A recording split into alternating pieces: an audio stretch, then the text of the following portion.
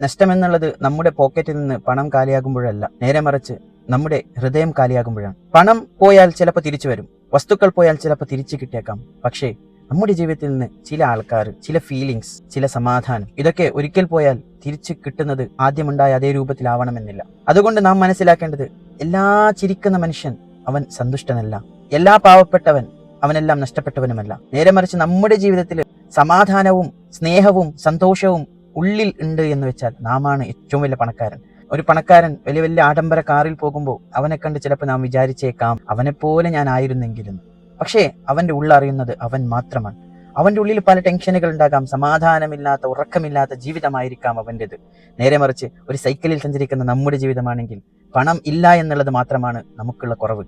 പക്ഷേ നമുക്ക് പടച്ചവൻ എല്ലാം തന്നിട്ടുണ്ടാകും, സമാധാനവും ഉറക്കവും നല്ലൊരു ജീവിതം നോക്കുകയാണെങ്കിൽ നാം ആയിരിക്കും ചിലപ്പോൾ ഏറ്റവും വലിയ പണക്കാരൻ.